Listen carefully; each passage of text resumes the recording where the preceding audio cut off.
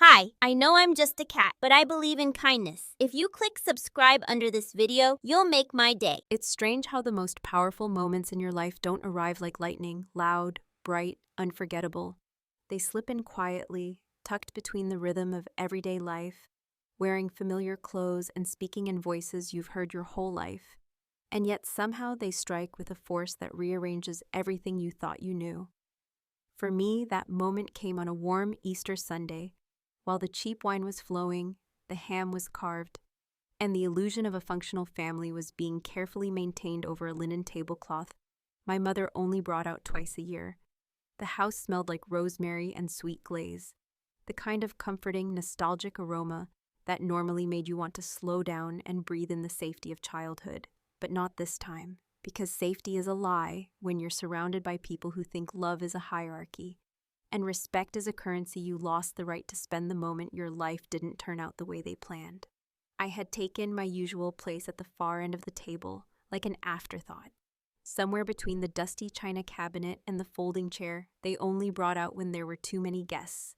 Though this year it was just the core of us, my parents, my golden boy brother Mark, his brand new wife Rachel, who smelled like expensive shampoo and carried her judgment like a designer purse, and me, the family disappointment, the daughter who came back home at 44 with more baggage than hope and no ring to show for it anymore. There was nothing new in that setup. I'd learned to play invisible, to make myself small, to contribute just enough not to be accused of laziness, but never enough to be seen as successful. I'd become an expert at navigating that tightrope of obligation and silence. And for a while, it worked. But then, right as everyone was starting to relax, right as the polite small talk faded into that lull between main course and dessert, my father cleared his throat in that deliberate way he does when he wants attention. The way that announces a performance rather than a conversation. And with that smug, performative smirk he wears like a badge of superiority, he said, loud enough to ensure no one could pretend they hadn't heard, "So, Jess, when are you finally going to move out and do something with your life?" It hit like a slap, though I didn't flinch. Not outwardly, not where he could see. But inside something ruptured, something old and tired and held together with nothing but decades of endurance. My stomach tightened, my skin flushed, but my hands didn't tremble. I didn't look up, I didn't answer. I just stared down at my plate and pressed my knife into the edge of my ham like it was the only thing keeping me tethered to the moment. The silence that followed wasn't awkward, it was surgical. It cut through the room, slicing each person open in a different place. My mother looked at her wine glass. Mark scratched the back of his neck like he suddenly remembered something he forgot to say. And Rachel made a noise, half laugh, half sigh, that felt like it was aimed directly at my spine. And still, I said nothing. Not because I didn't have words. I had plenty. I had 4 years' worth of explanations, sacrifices, humiliations, and secrets, all carefully stacked behind my teeth. But I knew that giving them the truth wouldn't fix anything. It would only fuel their need to feel superior, their belief that I owed them something for simply allowing me to exist near them. So instead of defending myself, I chewed slowly, letting the silence fill the cracks between us like cement. What they didn't know, what they never bothered to understand, was that the house we sat in, the very roof over their heads, still existed because of me. After my father's poor financial choices had nearly sunk everything, after his pride prevented him from admitting he'd defaulted on payments and let the second mortgage balloon out of control, after my mother pretended not to know the difference between a little late and foreclosure proceedings, it was me who stepped in. I refinanced the loan using my credit, small as it was at the time. I became the primary on the deed. I negotiated a forbearance with a banker who only agreed to help because I wept in his office and offered to take a pay cut at my already measly job to make the numbers work. I didn't tell them because I thought they were ashamed enough already. But I was wrong. They weren't ashamed. They were entitled. Over the years, I covered the car payments when the transmission failed. I paid the utilities when the gas company threatened to shut us off in December. I repaired the roof when water started leaking through the attic. And through all of it, I was never thanked. Not once. Instead, I was pitied, dismissed, and spoken about like a burden. I was the ghost in the corner who cleaned up their messes without complaint. Until now. Because something changed in me that day. Something fundamental. I realized with crystal clarity that I was done. Not just emotionally, but strategically. The pieces were all there. The paperwork was in my name. The debts were theirs, but held together by me. And I had options. Ones they never considered because they still believed I was powerless. The next morning, while the rest of the house was still thick with sleep and the lingering scent of leftovers, I sat at the kitchen table, my fingers wrapped around a lukewarm cup of coffee, and opened the email I had drafted over a year ago but never sent. It was simple. A cancellation of the payment arrangement on the car, which I technically owned. The repossession company had already filed the documents. All I had to do was confirm I wanted to proceed. I clicked the link. I hit send. It was done. By late afternoon, a rumbling outside signaled the arrival of a flatbed tow truck, backing into our cracked driveway with slow, deliberate confidence. I stood by the window, just far enough back not to be seen, as my father stormed out in his slippers, waving his arms and demanding explanations, shouting at the driver about rights and mistakes and misunderstandings. But the driver wasn't interested in drama. He had a clipboard and an order and a key fob that matched the VIN number. Within 15 minutes, the car was gone. My father stood there, slack-jawed, watching his sense of control drive away. He looked up at the window. I met his eyes. I didn't smile. I didn't blink. I just turned away. And in that moment, I think he finally started to wonder, just a little, what else I might be capable of. There's something twistedly satisfying about letting people live inside a story they think they understand, while you, quietly, calmly, hold the real script in your back pocket, flipping the pages as needed, adjusting the lighting, directing the scene without ever stepping in front of the camera. My parents thought I had stayed in this house because I couldn't manage on my own, because life had beaten me down and left me so broken that I had no choice but to crawl back under their roof with my tail between my legs and ask for scraps. They believed in that deeply self-righteous way only people with selective memory do, that their generosity was the reason I had a bed to sleep in, not realizing, no, refusing to realize, that the only reason they still had a roof over their heads was because I had silently stepped into the role of financial triage nurse the moment they started bleeding money and pride. The truth they never saw, never asked about, never wanted to see, was that I hadn't come back because I was weak. I came back because I had nowhere else to go after spending everything I had trying to keep them afloat. It started years before the Easter dinner ambush, back when my dad was still pretending his job at the warehouse was steady, and my mom was floating from one church bake sale to the next, like she didn't notice the foreclosure warnings piling up in the mailbox. I was still living in a one-bedroom apartment back then, just post-divorce, barely keeping myself together with freelance design gigs and the occasional check from clients who always found reasons to pay late. But even from that tiny place, I started to see the cracks forming in their world. Little comments like my dad mentioning he might refinance just to free up some cash, or my mom asking if I had a couple hundred to help with a little hiccup in the water bill. What started as a few hundred here and there turned into thousands, slowly, imperceptibly, like boiling water rising around a frog that doesn't know it's being cooked alive. And I gave it, quietly, always quietly, because even though my own life was crumbling, I couldn't bear the thought of them losing everything. When my dad's truck was repossessed the first time, he told everyone it was in the shop. When the electric company cut them off in January, my mom said it was a downed line. And when the second mortgage ballooned so far out of control that they were days from eviction, I did the only thing I could. I stepped in. I had no assets, no credit to speak of, and barely a shred of dignity, left after a marriage that drained me emotionally and financially, but I still managed to talk a local banker, an exhausted, overworked man named Dennis, who looked like he hadn't had a weekend off in 5 years, into reworking the loan if I agreed to become the primary holder.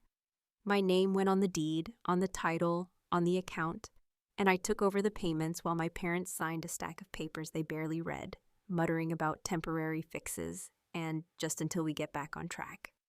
But they never got back on track. They just got comfortable, and I became invisible.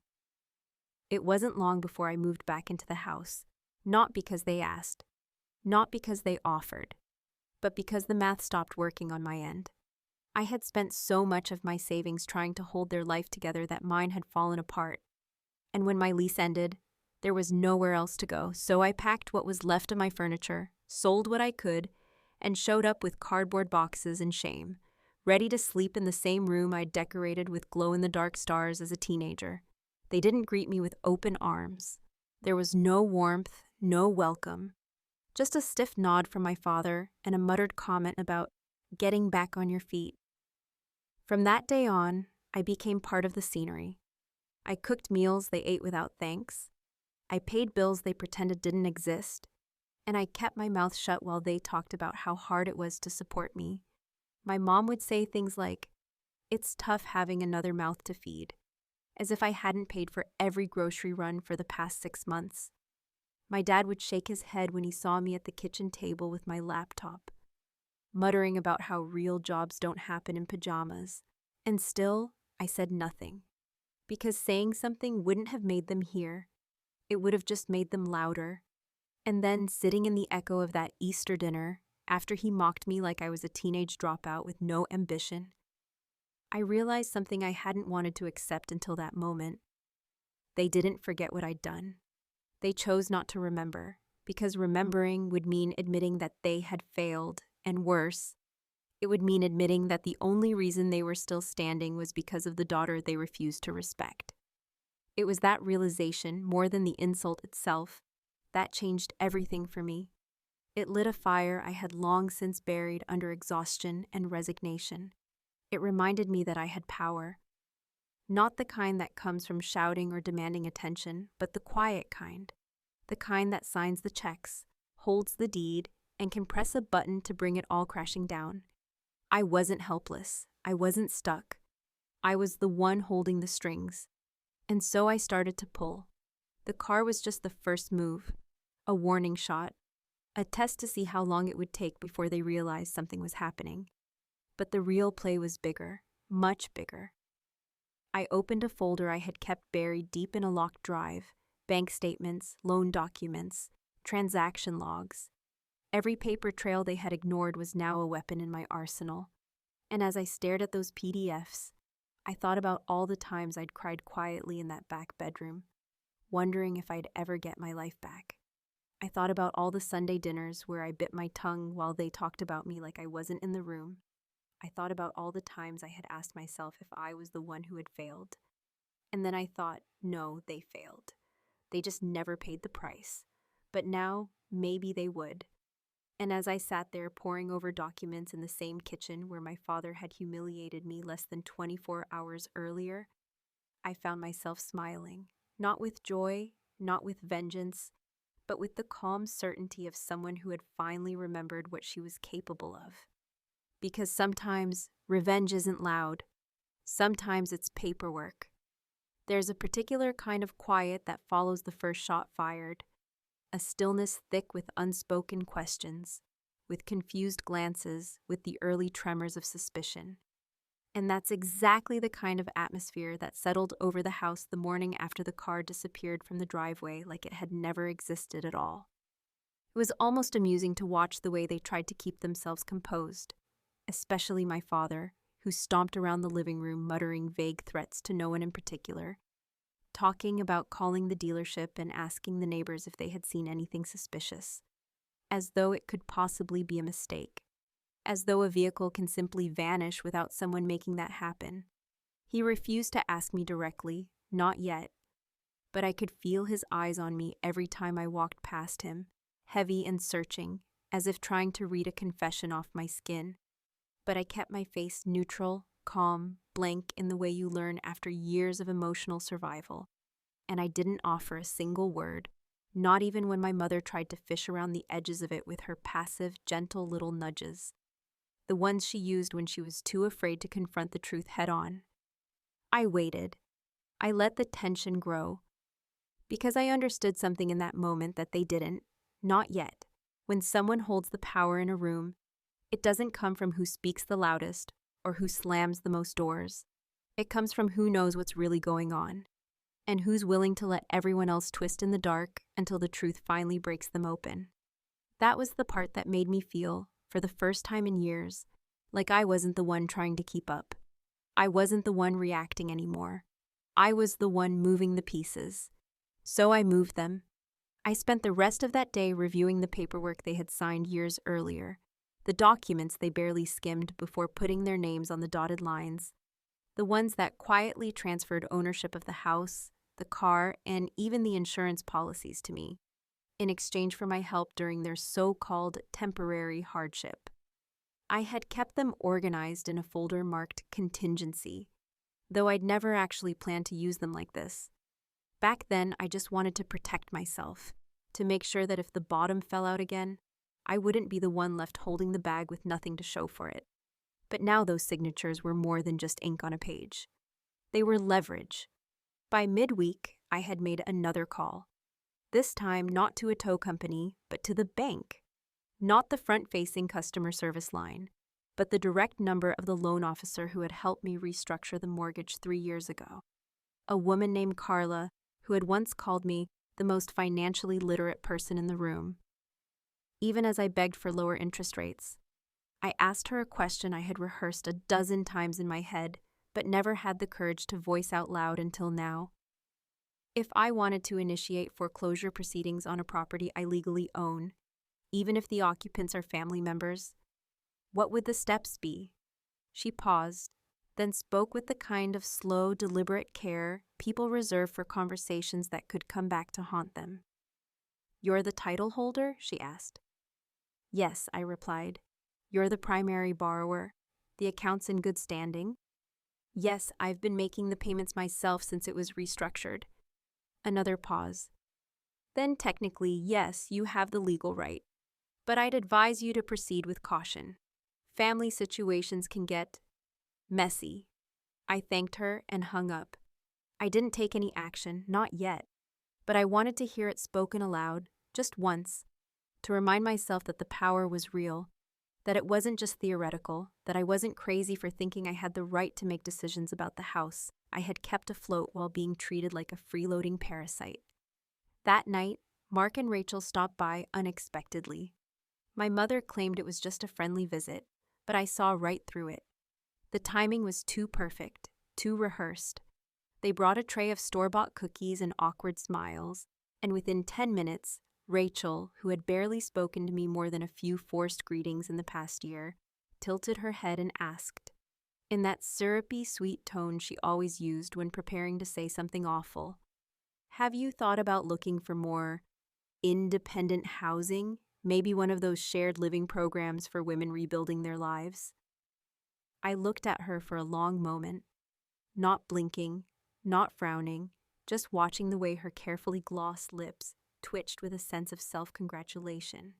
She thought she was helping, or at least she thought she was asserting her place in the pecking order by reminding me where she believed I belonged, at the bottom, scraping for dignity, while she played suburban queen with my brother, who nodded silently beside her, either oblivious or cowardly, maybe both. "I'll take it under advisement," I said calmly, then turned my attention to the coffee pot, as if the conversation had already ended. They left not long after, citing a dinner reservation, and as the door closed behind them, my mother muttered something about, "At least they're trying," and I just nodded, biting down on the bitter laugh clawing its way up my throat. They didn't know, none of them knew, that every polite nod I gave them was just another countdown tick on the clock they couldn't hear yet. They didn't know that the house they stood in, the food they ate, the walls that kept them safe, everything they took for granted, existed only because I had spent years making impossible choices with no gratitude, no support, and no safety net. They didn't know that the moment I decided to stop choosing them, the whole damn structure would come apart like wet cardboard, and I was starting to feel ready to let it all fall. Not because I was angry, though I was, not because I wanted revenge, though I did, but because I had finally realized that the only reason they treated me like I didn't matter was because I let them believe I didn't have the power to make them listen. And now, with every silent meal, every veiled insult, every time my father sighed and shook his head at the sight of me still living under their roof, the clock kept ticking, louder and louder, counting down to the day they would understand exactly who they had been living with all this time. Not a burden, not a failure, but the woman who owned everything they had left. It happened faster than I expected. Not because the collapse itself was sudden. No, it had been building quietly for years, layered beneath the surface like dry rot under a coat of fresh paint. But because the illusion they had spent so long maintaining was far more fragile than even I had given it credit for. The week after the car was towed and the thin veil of stability began to fray, the atmosphere in the house shifted with the weight of impending revelation, like a summer sky thickening with the kind of humidity that promises a storm you can't outrun, only brace for. The silence wasn't just awkward anymore. It was expectant, brittle, almost conspiratorial, as if the walls themselves were waiting for someone to finally say aloud what we had all started to suspect. It was a Thursday morning when the call came. I was sitting at the small dining nook, sipping coffee that had long gone cold, reviewing a list of final triggers I could pull, emails I could send, accounts I could revoke access to, clauses in contracts I had once read with trembling hands, but now understood like the back of my own. My mother answered the phone in the next room, her voice light at first, the way it always was when she thought she was talking to someone outside the family, someone who hadn't seen the cracks, someone who might still believe the script. But then her tone changed. Her words slowed.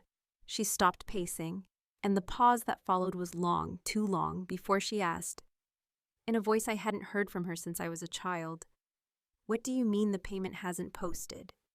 I didn't turn around, didn't offer help, didn't interrupt because I wanted to hear her squirm through it, to experience the weight of having to pretend she knew what was happening when, for once, she didn't.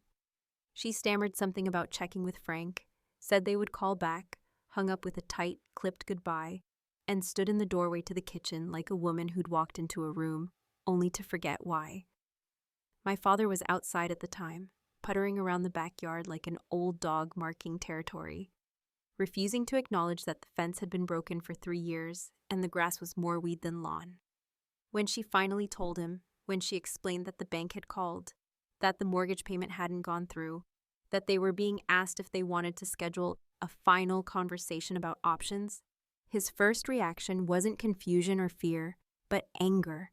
He stormed into the kitchen and demanded answers with the fury of a man who still believed he was entitled to them, barking questions at me like I was an employee who had let the company fall behind. "Did you miss a payment?" he snapped. Arms crossed, eyes narrowed, posture puffed up with a bravado that would have been laughable if it hadn't been so pathetic. "Is there something we should know about? Is this about the car? You think you can just start yanking things out from under us like some kind of goddamn tyrant?" And that was the moment.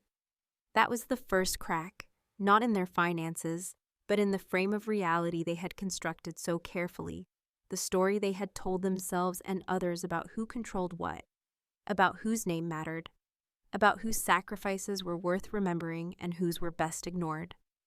I looked up at him, really looked, and said without raising my voice, without flinching, "I didn't miss anything. I stopped making the payment. On purpose." The room stilled. My mother sank slowly into one of the dining chairs, as if her legs had simply lost the script. My father's face contorted, anger first, then confusion, then something almost close to fear, but still he pushed forward, like a man walking into a minefield convinced that confidence alone could keep him safe. "You can't just... What the hell gives you the right?" I placed my coffee cup down very carefully and met his eyes with a calm I hadn't known I was capable of until that very moment. "The deed gives me the right. The loan in my name. The account I've been paying for 4 years while you sat here pretending your pension covered more than groceries. You signed it over to me when you couldn't handle it, and now you're acting shocked that the person holding the leash might choose to pull it. He opened his mouth, but nothing came out, not right away, and then my mother, in a voice that trembled just enough to betray the carefully managed image of maternal warmth, whispered, "But we thought you wouldn't do this to your own family." That word, family, landed like a punch, but not for the reason they thought. It wasn't guilt. It was the sheer hypocrisy of it. The idea that after everything they had taken, after every insult, every dismissal, every dinner where I had been treated like furniture, they still believed the word family was a shield they could raise whenever it suited them, never mind the wounds they inflicted from behind it. I stood up slowly, letting the silence do its work, letting the weight of the moment settle like dust in an untouched room. "You thought I wouldn't," I said. "You were right, for a long time. But I've learned that protecting people who don't respect you isn't noble, it's stupid. And I'm done being stupid." That evening, Mark called, no doubt prompted by a frantic voicemail from our mother, and when I answered, he launched straight into his role, the peacemaker, the mediator, the smug, stable adult who always thought his distance made him wiser. He asked if we could de-escalate, if maybe I was just feeling overwhelmed. And when I didn't respond the way he wanted, he sighed deeply and said, "Jess, you've been through a lot, but maybe now's not the time to create more drama." I didn't respond with rage. I didn't cry. I just let the silence stretch until he filled it with another condescending suggestion. That I take a few days to myself, maybe think about therapy. And then, just as he was about to hang up, he added, "I mean, technically, it's not like you're actually the owner of the house. That's still mom and dad's, right?" It was almost funny. After all these years, even my own brother didn't know. He hadn't asked. No one had. And I had never corrected them, never clarified, never defended myself, because I knew it would never be received. They didn't want the truth. They wanted the comfort of the lie. "Well," I said quietly, "I guess we're all going to find out soon." And I hung up. That night, I stood in the hallway just outside my parents' bedroom. I could hear them arguing, not shouting, not yet, but the words were sharp, clipped, desperate. My mother accused my father of lying to her about how stable everything was. My father accused her of pushing me too far. And underneath it all was the rising panic of people who had run out of stories to tell themselves, out of rugs to sweep things under. The cracks were no longer invisible.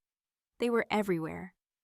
It's a strange thing, really, how a moment of reckoning can arrive, not with screaming or slamming doors, not with fists on tables or teary confessions in dimly lit kitchens, but with a quiet that settles so deeply into the bones of a house that you begin to wonder if the walls themselves are holding their breath.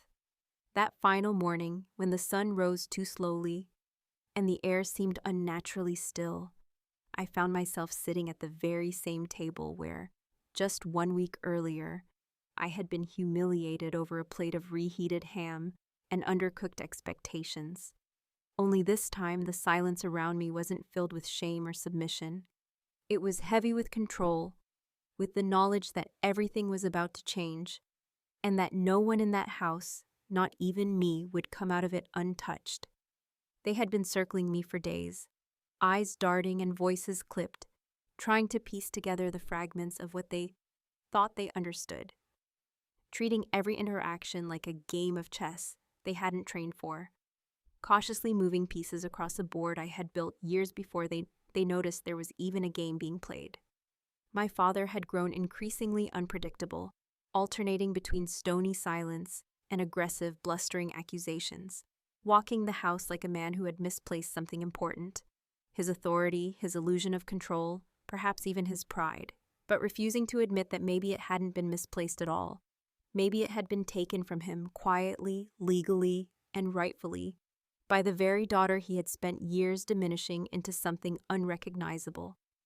My mother, by contrast, had adopted a strategy of emotional fragility, sighing at every opportunity, muttering scripture under her breath, and looking at me with watery eyes that seemed to beg for answers to questions she refused to ask outright. But the truth is, By the time they began to notice what I was capable of, the damage was already done. What they hadn't realized, and what I had never felt the need to clarify, was that they had given away their leverage long ago, not in a single dramatic moment, but piece by piece, in a slow surrender of responsibility that they justified with platitudes about family and unity and trust, even as they allowed me to drown under the weight of debts that weren't mine, in a house I never wanted to return to, under a roof that only stayed upright because I had chosen, time and again, to hold it there. They believed they could build their foundation on my back, then blame me for the cracks in the floor, but they forgot one simple thing. When the person holding everything together decides to let go, the whole structure collapses.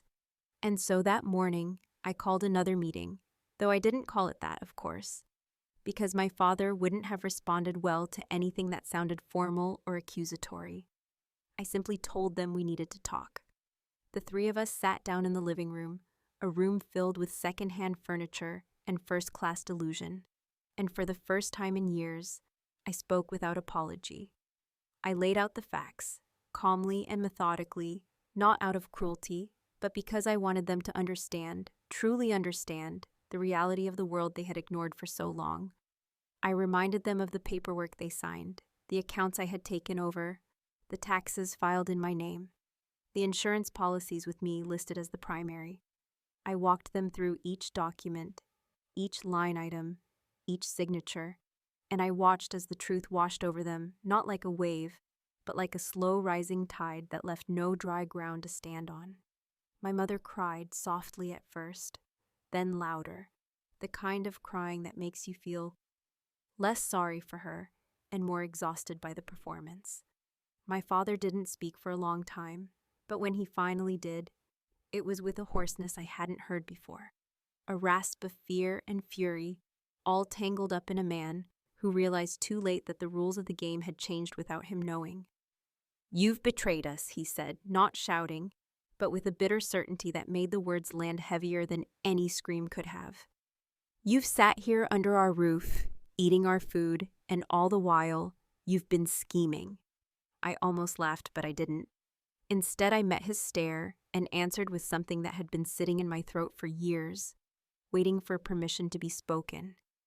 "I didn't betray you," I said, voice even. "I saved you. I cleaned up your messes. I kept your house from being auctioned. I covered the bills you ignored. I gave up my own life to preserve yours, and you called it failure. You called me ungrateful, but the truth is, you're only still here because I didn't walk away." There was silence again, thick and suffocating, broken only by my mother's intermittent sobs and the ticking of the old mantel clock that no one had bothered to wind in months. And then slowly, almost reluctantly, I stood, not out of drama or rage, but because I had said what needed saying, and there was nothing left that required my presence. I walked down the hallway toward the back bedroom I had been sleeping in for the past 4 years, each step echoing slightly in the stillness, and when I reached the door, I paused. Because there was one final truth, one last secret, I hadn't yet revealed, and I wasn't going to, because the final cruel irony of all of it was that the house wasn't in danger, not anymore. I had paid off the mortgage 3 months earlier with the last of my savings, after landing a new contract with a firm that didn't care about gaps in my resume or the ghosts in my closet. I had settled the debt, cleared the lien, and secured the title in full, quietly, without announcement, without gratitude, without even a moment of celebration. I had done it because I could, because it was mine, and because I needed to know that, when the dust finally settled, I would be standing on something solid, something no one else could take away from me. But I didn't tell them. I didn't tell them because they didn't deserve that peace.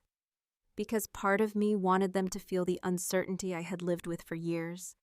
The sick ache in your gut when you don't know if you'll have a home next month. The constant pressure of numbers that don't add up. The silent fear of a knock on the door that brings everything down. I wanted them to sit with that, to squirm in it, to understand what it meant to live with consequences.